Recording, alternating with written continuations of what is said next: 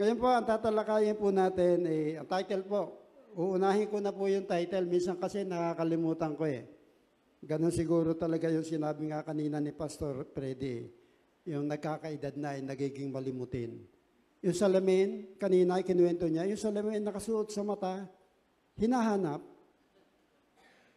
Anong tawag niyo doon? Matanda na. Baka makarating sa kanya, ha? Huwag niya pararating sa kanya. Okay, ngayon po, ang title po natin yan, Starting the New Season with a Right Believing.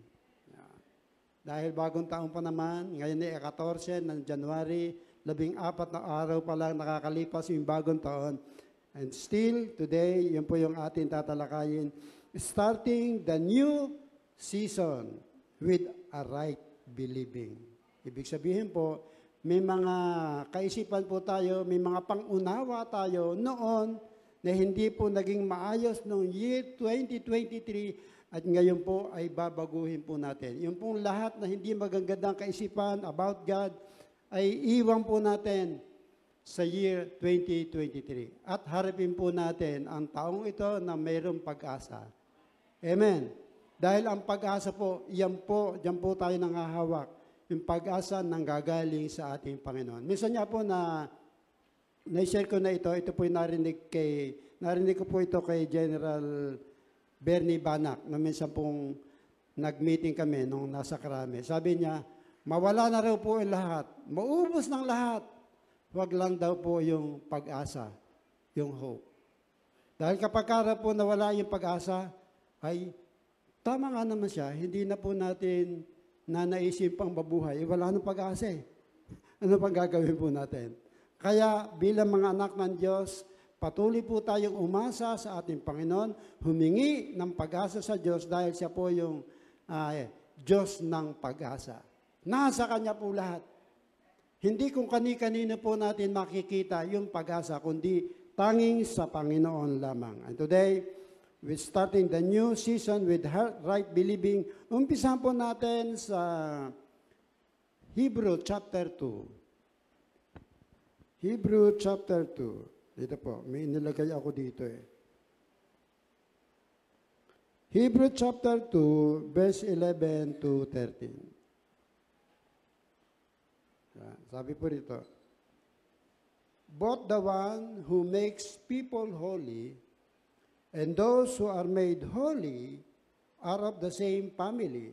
So Jesus, dito po ang nagsasalita rito po ay ang ating mismong Panginoong Jesus. Ulitin ko po, both the one who makes people holy and those who are made holy are of the same family. So Jesus is not ashamed to call them brothers and sisters. Ayon. Ang ating Panginoong Hesus mismo ay hindi nahihiya na tawagin tayong kapatid. Sabihin mo nga sa iyong katabi, hi kapatid. Yan. Si Jesus ay hindi nahiyan sabihin po tayong sabihan na brothers and sisters. Sabi pa niya, tuloy po natin, He say, I will declare your name to my brothers and sisters. In the assembly, I will sing your praises. And verse 13, I will put my trust in Him. And again He say, Here I am. Nasama, ang laki kasi ng daliri ko, natatamaan yung isa. Here I am, and the children of God has given me. Dito ang ating Panginoon Jesus, sinabi po niya, mismo siya ang magpapakilala sa ating Panginoon sa kanyang mga itinuturing na mga kapatid. I will declare your name to my brothers and sisters in the assembly. Dito po sa church.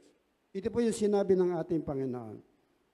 Kaya nga, Christian life, mga kapatid, Christian life is the sum of how we perceive God. Kung paano po natin kakilala ang ating Panginoon, ganun po yung magiging antas ng ating journey sa paglakad po natin sa Christian life. Christian life is, ulitin ko po, Christian life is the sum of how we perceive God. If we perceive God incorrect, ay natural, absolutely, our faith will also be incorrect. Kung mali ang ating pagkaunawa, pagkakilala sa ating Diyos na buhay, ay magiging mali din po yung ating tinatahak bilang isang mananampalataya. Sabi nga, kung mali ang pagkakilala natin sa Diyos, ay siyempre mali rin ang mabubuong paniniwala natin sa Kanya. Sabi nga, kung ang paglago ng isang mananampalataya ay nakabatay lang sa pagkakataon, ayan, yung mga hindi po natin mga inaasahang mga pangyayari, o kaya yung the way others treated us, o yung kasamaan na nakikita po natin sa ating paligid, kung ito magdidikta kung sino ang Diyos, nagkakamali po tayo. Magkakaroon po tayo ng wrong perception about God. Mali po ang mabubuong paniniwala natin kung sino ang Diyos. Hindi rin po sa ating mga experience. Not on our experience, not on the experience of others, hindi din po sa mga experience ng mga nakita po natin, sa nakapaligid sa atin, and not also on the knowledge of others. Dapat po ay humugot po tayo ng kaalaman sa ating Diyos. Dito po, sa Biblia. Dito po dapat tayong humugot ng kaalaman tungkol sa ating Panginoon. At alam naman po natin, our Heavenly Father is the God of salvation. Tama po ba? He's a God of love, God of mercy. He is the God of patience, God of healing, but we cannot learn it by just looking on what happening on this world. Hindi po natin matutunan na ang Diyos ay mapagmahal, siya ay tapat, siya ay awesome. Hindi po natin matutunan kung hindi rin po magbabasa po tayo o magbabatay sa sinasabi ng ating Panginoon. Tama po ba? Our Heavenly Father is the God of love. Ulitin ko po. God of salvation, God of mercy, God of patience, God of healing. And we need to hold on at His word. Manangan po tayo sa salita ng ating Panginoon. To have a right perception and right believing about Him. That is why, kaya nga po, napaka-vital sa ating pong paglakad, sa ating journey, ang church. Church is very vital in our journey. This is the place where we learn. Dito po tayo natututo. Dito po tayo dinidilig. Dito po tayo namumulaklak at namumunga sa church sa pamagitan po ng kanyang mga salita. At ang Panginoon, He chooses the church para i-reveal niya yung kanyang naisin sa lahat ng tao. Para makakilala ang lahat ng tao sa ating Panginoon. Ito po yung tandaan po natin. Without a church, we can develop a wrong perception of God without knowing Him correctly. Nga po, kung hindi po natin makikilala ng lubusan ng ating Panginoon, ay matatrap po tayo. Sabi nga, wrong believing put us in bondage. Hindi po tayo makakawala, makakaalpas sa bondage na ginagawa ng kaaway. Kung nyo po natandaan, sabi nga po, inyo natatandaan, isa po ito sa mga message ni Pastor Romil. He said, wrong belief produces wrong thoughts. Tama ba? Kung ano yung pinaniniwalaan po natin, kung ano ang nasa isip po natin, ito po yung lalabas at mangyayari sa buhay po natin. Wrong belief. Wrong thoughts produces unhealthy emotion. Siyempre, iba yung nasa isip po natin, ano ang lalabas po sa ating mga bibig, sa ating ginagawa? Unhealthy emotion. Unhealthy emotion leads to guilt, shame, fear, condemnation, and wrong feeling produces wrong behavior and wrong action. Kaya po tayo nakakagawa ng kasalanan at patuloy na nakagagawa ng kasalanan dahil nga po mali ang pagkakilala po natin sa ating Panginoon. Sabi nga, what we believe is very critical. Pero salamat. Salamat, there is good news in the good news. May magandang balita sa balita ng ating Panginoon.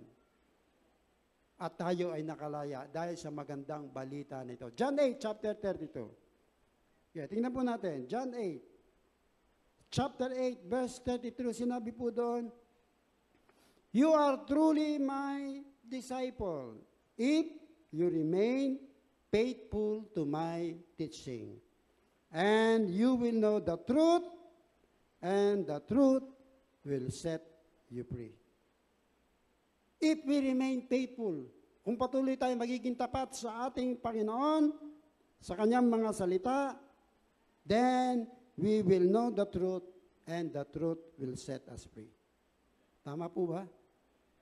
Ito po, remember this. Tandaan po natin ito. The truth will not set you free, kundi yung knowing the truth will set us free. Dahil ang truth po, He is the way, the truth, and the life. No one comes to the Father except through Him. Kung hindi po natin kakilala o alam kung sino si Jesus, yung katotohanan, ay mamamali po tayo ng ating paniniwala. Amen po ba? Ang pagkaalam sa katotohanan, ito po yung magpapalaya po sa atin. Ang tanong nga lang, the question is, ano ba yung katotohanan? Yung tulad nga po kanina na sinabi ko, narito po ang katotohanan sa Biblia. Sinulat po niya ito para mahayag sa lahat ng tao ang katotohanan, ang mga pangako na nais ng Diyos na malakaran po natin. Tama po ba? Basahin po muli natin yung Hebrew chapter 2, chapter 11. Sa Tagalog. May Tagalog ako rito eh. Sa Tagalog po natin basahin. Meron ba dyan? Okay. Sa Tagalog, si Jesus ang nagpapabanal sa mga tao. Ang kanyang ama at ang ama ng mga taong ito ay iisa. Kaya't hindi niya ikinahihiyang tawagin silang mga kapatid. At sinabi niya sa Diyos, "Ipahahayag ko sa aking mga kapatid ang iyong pangalan. Sa gitna ng kapulungan, ikaw ay papupurihan." At sinabi rin niya, "Ako'y mananalig sa Diyos." At dugtong pa niya, "Narito ako at ang mga anak na kaloob mo sa akin." Kaya nga po, ipinahayag ng ating Panginoong Hesus ang pangalan, ang kapangyarihan ng Diyos Ama. Tama po ba? Lahat po na nakasulat dito sa Biblia ay nihayag ng Diyos sa iglesia, sa mga tao. Na ipaalam sa lahat na tayo po ay pinalaya na. Dahil sa ginawa ng ating Panginoong Hesus, when He died on the cross, pinalaya po tayo sa lahat ng uri ng kasalanan. Pinalaya din po tayo sa kahirapan, mga kapatid.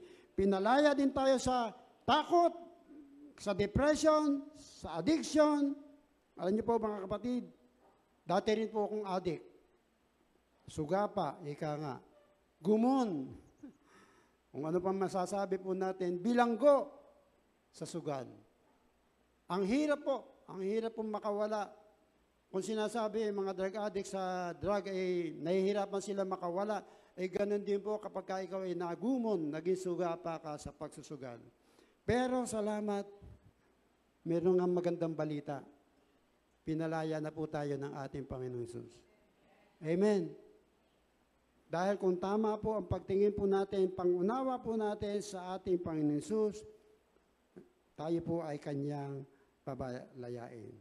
Kaya lang ang tanong nga bakit hanggang sa ngayon marami pa rin mga Kristiyano are bound in insecurities, some are captives with depression, fear, shame, condemnation. Alam niyo mga kapatid, 1988, tama yung sinabi kanina ni Pastor Freddy kanina. Yung daw takot, ay narito lang. Nasa utak lang. Kaya kung patatalo po tayo sa iniisip po natin, we will be crippled with worries. Sabi nga, lulumpuhin po tayo ng pagkatakot.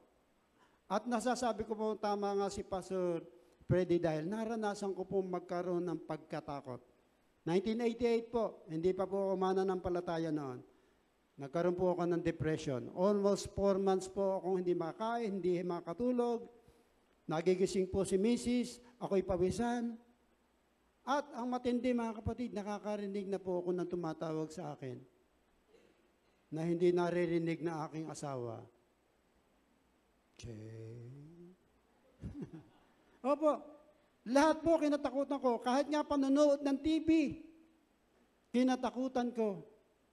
Kapag ako'y nagising sa umaga at ang misis ko'y wala na sa akin tabi, para akong nakakulong sa kung saan, lalabas na kagad ako. Ayoko po nag-iisa. Gusto ko po laging may kasama. Akibat po talaga ako ng pagkatakot noon. Pero salamat, napakabiyaya ng ating Panginoon. Sobra, grabe yung kanyang kahabagan. Hindi pa po ako noon mananampalataya. Pero dininig po ako ng ating Panginoon. At pinalaya niya sa pagkatakot. Nasa utak. Nasa utak lang. Kanya po, nag-console ako sa isang kakilala, mananampalataya pala siya, at sinabi niya sa akin, pare, huwag mong abalahin ang isip mo dahil sa isip, diyan tayo tatalunin ng kaaway.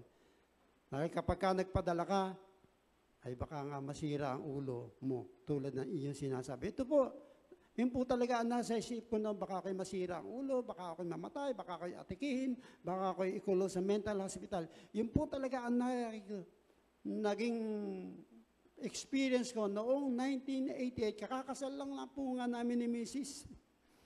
Wala pa po kami 1 taon ikinasal, pero biglang-bigla po dumating sa buhay ko, nagkaroon po ako ng depression. Pero salamat, napakabuti ng ating Panginoon. Kaya nga, tanong ko nga kanina, bakit nga hanggang sa ngayon, marami pa rin mga kapatid, marami pa rin po tayong kapwa, mananampalataya, ang nakakaranas ng mga depression. Sa Bible nga, mayroong 12 long years, 12 taong dinudugo. Diba? Lahat ng gamot, ininom, nalugi na nga, namulubi na nga sa laki ng gastos. Kung kani-kanino ng araw doktor na nagpatingin, but they are no better. Bakit? Wrong belief. Mali ang kanilang pangunawa kung sino si Jesus sa ating buhay. Kaya nga po ngayon, taong ito, year 2024, iwanan po natin sa year 2023 yung maling paniniwala, pangunawa po natin sa ating Panginoon. Hindi po natin may experience, mga kapatid, yung breakthrough na inaasahan po natin. At bibigyan ko po kayo ng 3 incorrect perception about God na dapat po nating iwanan sa year 2023. At ito po yung naririnig po natin sa ating kapwa mananampalataya. Number 1, God is angry with us. Sabihin mo, hindi ako yon. Come on. God is angry with us. Sabihin mo, no. Dati galit sa atin ang Diyos. Pero ngayon, ay hindi na. O Ezekiel chapter 16, verse 42, sinabi po roon, so, I will calm my fury against you, my jealousy will depart from you, and I will be pacified and angry no more. Hindi po galit sa atin ang ating Panginoon. Hindi po siya nagagalit. Sa atin nga siya panig. Diba? Sabi sa aklat ng Roma, if God is for us, who can be against us? Since He did not spare even His own Son, but gave Him up for us all, what He gave us everything. Alam niyo mga kapatid, kung galit sa atin ang Diyos, hindi niya ibibigay si Jesus. Tama po ba? Galit sa atin, di hahayaan niya lang tayo mapahamak. Pero dahil mahal niya po tayo, hindi niya ipinagkait ang ating Panginoong Jesus. And even Jesus, He loved us so much.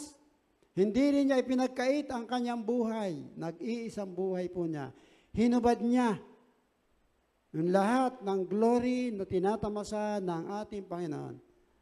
He gave up His divine privileges para po sa atin. Amen? If God is for us, who can be against us? Iaali kaya ng ating Panginoon Hesus ang kanyang buhay kung galit siya po sa atin? Di po ba? O sige, basahin po natin. Ephesians. Dito ko po babasahin sa aking Bible. Ephesians chapter 2. Ito, napakaganda po itong paalala sa atin ni Apostle Paul. Ephesians chapter 2 sa yan, dito na nga lang. New Living Translation. Ayan, maganda New Living Translation. Sinabi dito, once you were dead because of your disobedience, your many sins, maraming kasalanan, patay daw po tayo. You used to live in sin just like the rest of the world, obeying the devil, the commander of the powers in the unseen world. He is the spirit at works in the heart of those who refuse to obey God. Next, all of us used to live that way, following the passionate desire and inclination of our simple nature. By our very nature, we were subject to God's anger. Sa ibang translation, God's wrath. Puot. Just like everyone else. But God. Sabihin nyo nga po, but God. One more. But God. But God is so rich in mercy. And He loved us so much. Next. That even though we were dead because of our sins, He gave us life when He raised Christ from the dead. It is only by grace, God's grace, that you have been saved. For He raised up from the dead, along with Christ, seated us with Him in the heavenly realm, because we are united with Christ. Verse 6. So God can point to us in all future ages as example of the incredible wealth of His grace and kindness towards us, as shown in all He has done for us who are united with Christ Jesus. God saved you by grace when you believe, and you can take credit for this. It is the gift of God. May kadugtong pa yan.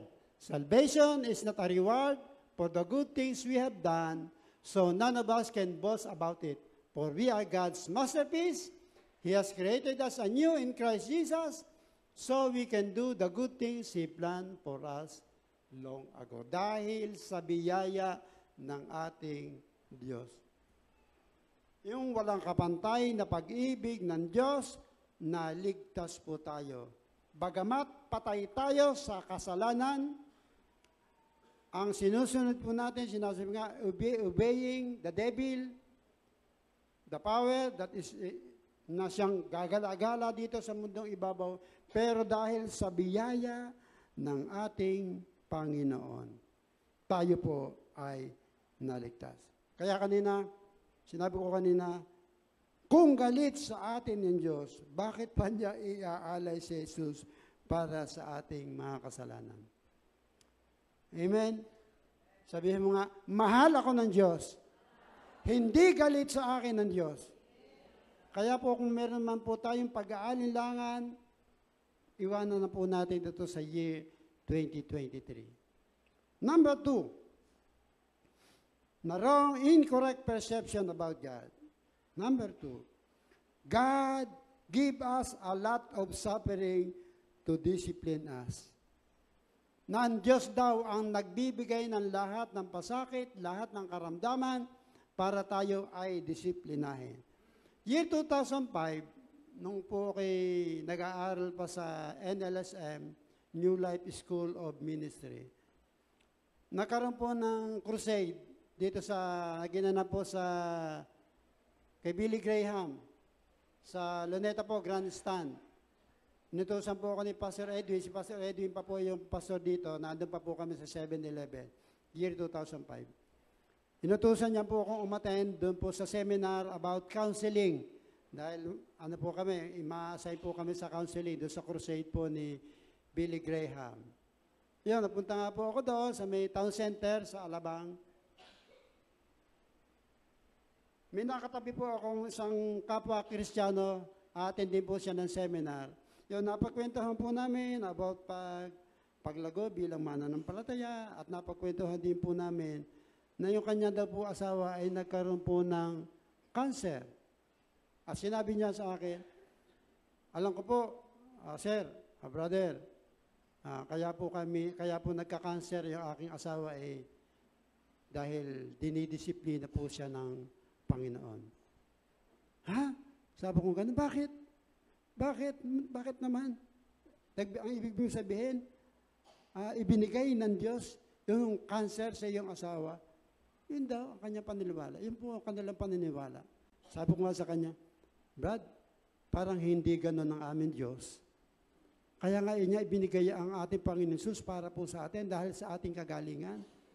Tapos sasabihin mo, ang Diyos ang nagbibigay ng lahat ng sakit. He allow, tulad niya po ng kay Job, He allow suffering. He allow sickness. Minsan ay kapabayaan din po natin. Pero hindi po Diyos ang nagbibigay ng karamdaman. Alam po ba? At kung natatandaan po, ayaw ko kung sino mga estudyante dito sa Alabang Panahon. Merong guest speaker sila. Kung kilala po nyo si Ryan Puentes. Diba? Yun din po yung sinabi niya na dinidisiplina tayo ng Diyos kaya tayo binibigyan niya ng mga kasakitan. Ay sabi po ng isang estudyante, maraming matalino doon. Ibig mo sabihin, Pastor Ryan, iparerep ko ang aking anak para lang siya disiplinahin. No, hindi gagawin po ito ng ating Diyos. He loves us so much. Sabi ko nga doon sa katabi ko, napakalupit naman ng Diyos mo. Binigyan ng cancer ang iyong asawa at namatay po yung kanyang asawa. Hindi po ang Diyos ang nagbibigay ng karamdaman. Inaalaw lang po niya. Dinidisiplin po tayo ng ating Panginoon para palakasin po niya tayo. Tama, babasahin po akong verse. Hebrew chapter 12. 5-6. My child, sabi rito, my child, don't make lights of the Lord discipline. Huwag mong baliwalain ang pagdisiplina. And don't give up when He corrects. For the Lord discipline those He loves. And He punishes each one He accepts as His child. Dinidisiplina po tayo ng ating Panginoon. Pinarurusahan po niya para po sa atin. It's for our own good. Para din po tayo bilang mga tatay dito. Tayo mga tatay, pinapalo natin ang ating mga anak. Ay nasa Bible, hindi naman nakakamatay ang palo Nakakahaba pang araw ng buhay. Iba ang palo sa gulpe, mga kapatid, mga tatay, mga nanay, na namamalo. Sino namamalo sa mga anak? Ako lang. Ang bait nyo naman. Ako po namamalo sa aking anak. Kaya lang hindi na ngayon. Ang lalaki na Malaki pa sa akin. Baka akong paluin. Okay lang paluin po. Sabi nga, ang palo ay hindi nakakamatay bagkos nakakahaba ang buhay. Dinidisiplina po tayo ng Diyos, pinapalo po tayo ng Diyos, banayad lang. Para po tayo sa atin po, sabi nga, for our own good. Kaya, yung mga pagpalo ng ating mga magulang sa atin, kaya mga bata, pinapalo man kayo, that is for your own good. Kaya tanggapin mo ang bawat hagupit ng maluwag sa puso. Iyak lang ang katapat ng patpat. Di ba? Di ba yung pamalo, patpat? O, iiyak mo lang, mamaya wala na yan. Tapos mamaya, ilalapitan na si nanay. O, aaluin na tayo. Ganon ang Diyos. Hindi po tayo pinarurusahan na hanggang sa mamatay ng ating Diyos. Mahal po tayo niya. Amen? Kaya hindi Diyos ang nagbibigay ng mga suffering na dinadanas po natin. Suffering, sabi nga, suffering is a product of fall of men. Sabi nga, consequence of human sins against God. Ano lang po yun? Resulta lang ng pagsuway po natin.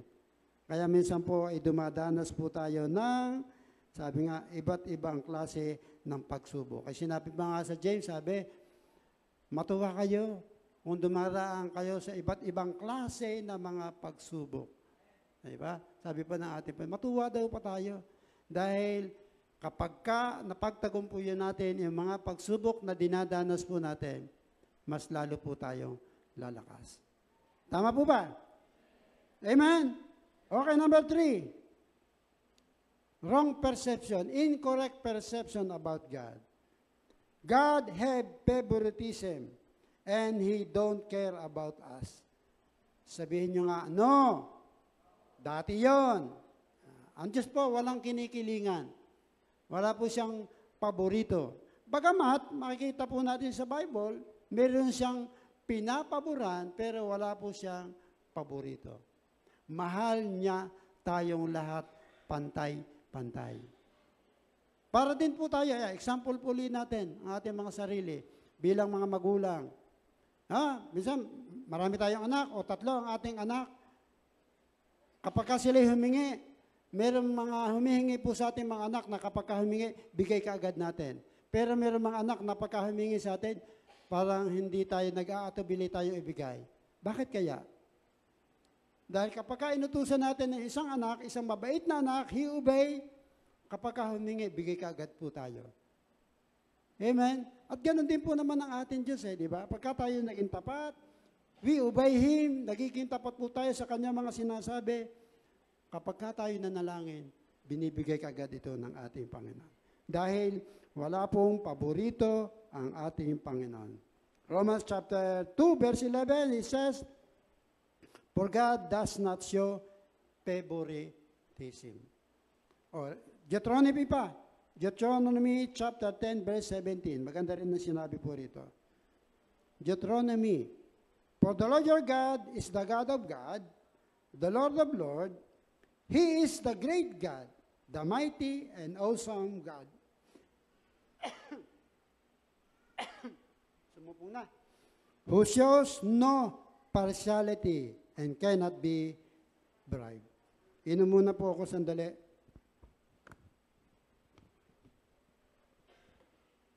Sabi ko kasi kanina, hindi ako sisigaw, hindi ko po persahin ang aking lalamunan. Hindi mapigilan.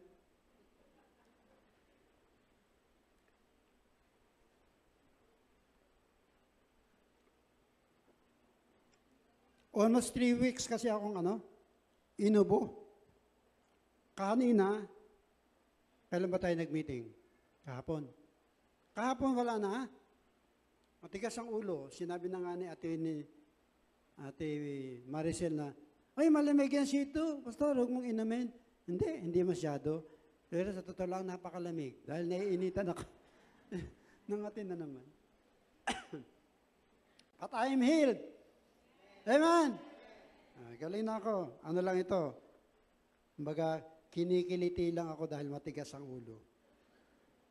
For the Lord your God is the God of God, the Lord of Lords. He is a great God, the mighty and awesome God, who shows no partiality and cannot be bribed. Hindi rin kayang suhulan ang ating Panginoon.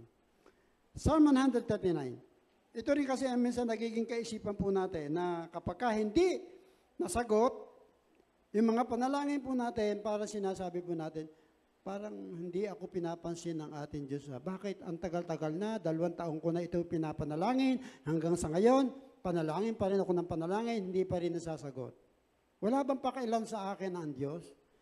Tingnan po natin sa Psalm 139. Ito po yung aking paborito na mga verses. Limit ko po itong sinishare dahil paborito ko nga ito eh. Napakaganda po yung sinasabi. Lalo na doon sa mga tao sinasabing, pinabayaan na ako ng Diyos. Hinayaan na lang niya ako. Ito po. Ito sa liwanag. Ayokong ma-miss ang bawat salita dito eh. Napakaganda po kasi na sinasabi. Psalm 139 verse 1. Sabi dito, O Lord, you have examined my heart and know everything about me. Amen? Alam niya lahat kung ano tayo. You know when I sit down and stand up. You know my thoughts even when I am far away. You see me when I travel, and when I rest at home, you know everything that I do. Saan ka man sulok ng bahay, naandun ka, alam niya ang ginagawa mo. O mga kabataan, nagtatago minsan kayo sa inyong mga magulang, sa inyong ginagawa, may nakakakita sa inyo. O pati rin sa mga tatay, kahit saan kayo pumunta, nakikita kayo na ating Diyos. Ay ba rito? You know everything that I do. You know what I am going to say. Yan, bino mo. Hindi pa man nasasambit ng ating mga bibig, alam na niya yung ating sasabihin. Sabi ito, you know what I am going to say, even before I say it, Lord.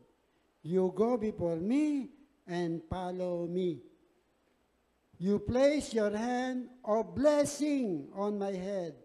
Such knowledge is too wonderful for me, too great for me to understand. I can never escape from your spirit.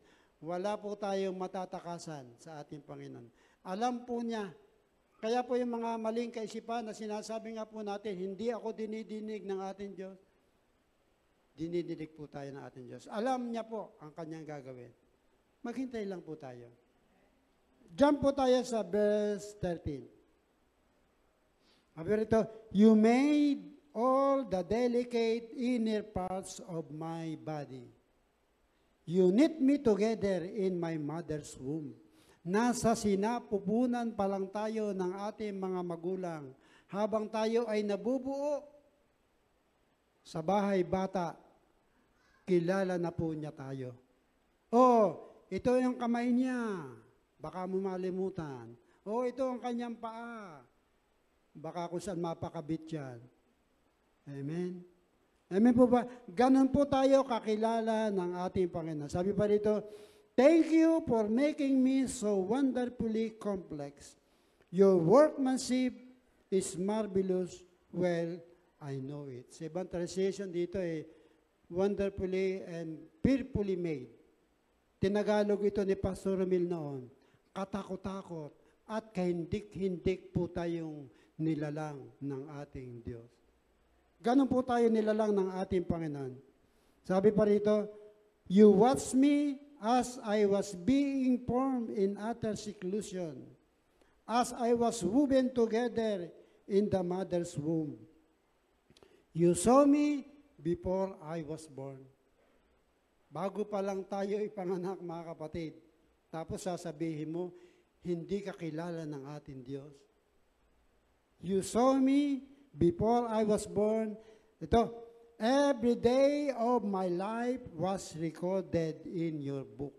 Ibig sabihin po, meron na pong inilaan na landasin, natatahakin tayo ng ating Diyos.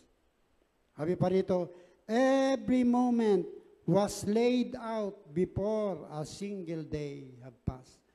Bago pa man dumating yung panahon ng pagsilang po natin, inihanda na ito ng ating Panginoon. Ganon po tayo kamahal, ganon po tayo inibig ng ating Diyos. Amen. Kaya po yung mga maling kaisipan po natin sa ating Panginoon, lalo na nga po, hindi po tayo nasasagot sa ating mga pinapanalangin.